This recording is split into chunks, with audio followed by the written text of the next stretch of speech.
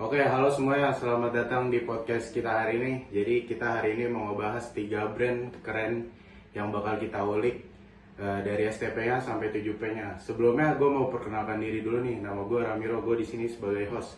Terus gue bersama 3 teman gue. Bisa dikenalin nama lu siapa? Nama gue Faro.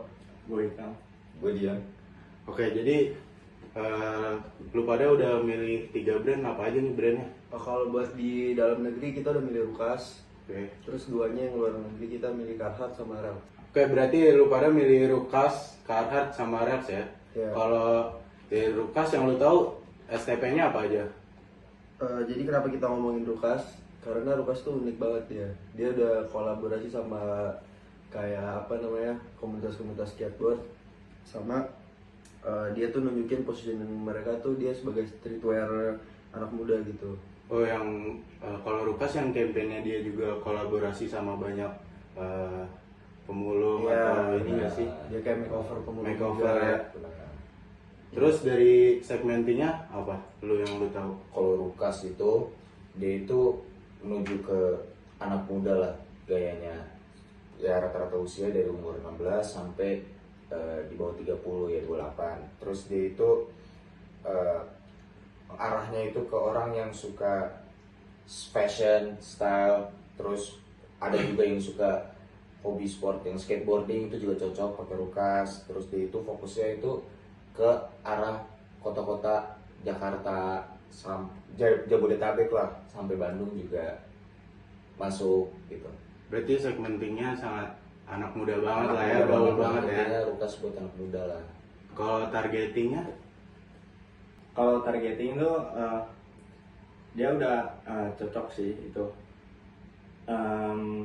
Harganya affordable, kualitasnya juga bisa bersaing, terus menarik juga. Jadi kalau dari 7P-nya yang lu tahu apa kan? Jadi 7P-nya tuh kayak produknya tuh durable, kayak jaket sama celana kargo. Harganya juga tergolong premium lah. Banyak collab juga lewat Fashion Week. People-nya fashion forward lah gitu, kayak visioner gitu. Oke. Jadi Rukas nih punya positioningnya yang dekat ke youth culture kita ya. Benar banget. Terus kalau brand selanjutnya, kalau dari internasional tadi ada apa? Tadi kita milih Carhartt. Carhartt ya. Itu menarik sih karena dia awalnya kan workwear gitu ya. Kayak pakai baju kerja gitu ya awalnya. Buat bengkel-bengkel di luar sana. Iya. Sekarang jadiin streetwear. Oh, Dijadiin streetwear. dijadiin fashion juga akhirnya. Iya.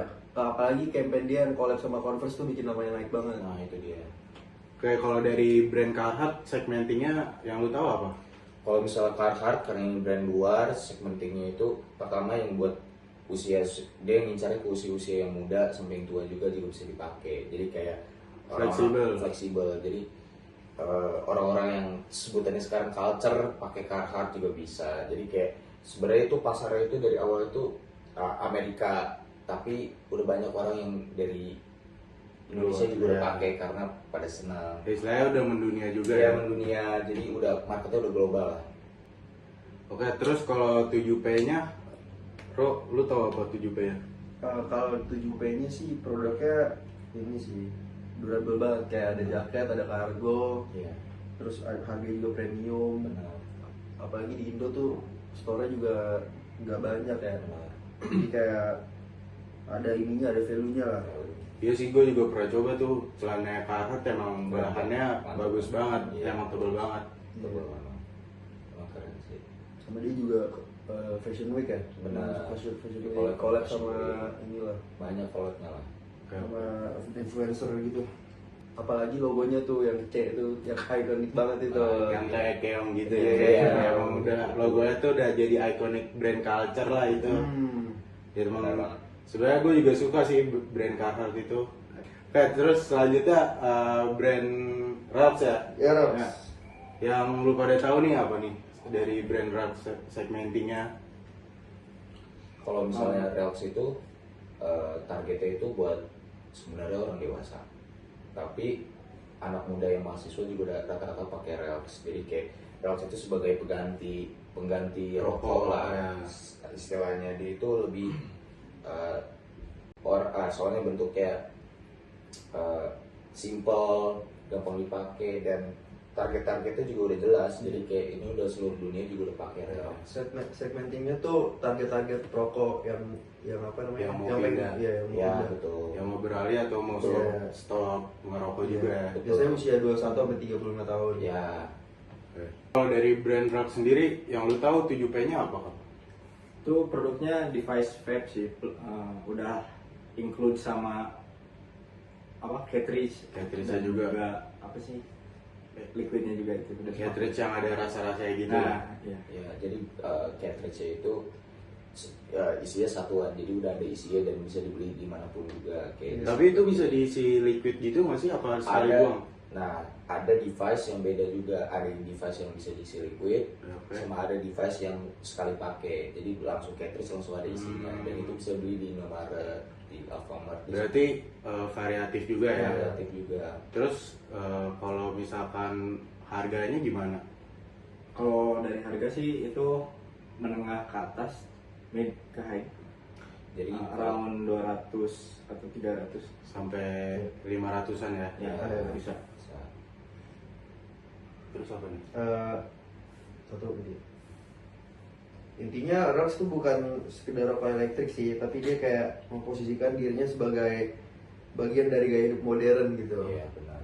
Oke, jadi Rex cocok buat anak muda banget ya. Betul, betul. Jadi itu aja sih pembahasan 3 brand yang udah kita ulik dari STP sampai 7P-nya. Oke, terus masing-masing brand juga punya segmenting sama positioning yang kuat. Segmentasi mereka juga jelas gitu arahnya mau kemana. Terus juga sesuai gaya hidup anak-anak Gen Z lah. Plus 7P yang mereka jalanin juga bener-bener mendukung positioning brandnya masing-masing. Jadi segitu aja sih yang kita mau bahas ya hari ini. Iya. Thank you banget Yon, Thank you. thank you banget Kon, Iya. Bro, thank you banget. Thank you udah invite kita. Ya, segitu aja guys yang mau kita bahas hari ini. Terima kasih semua ya. See you next time. Dadah.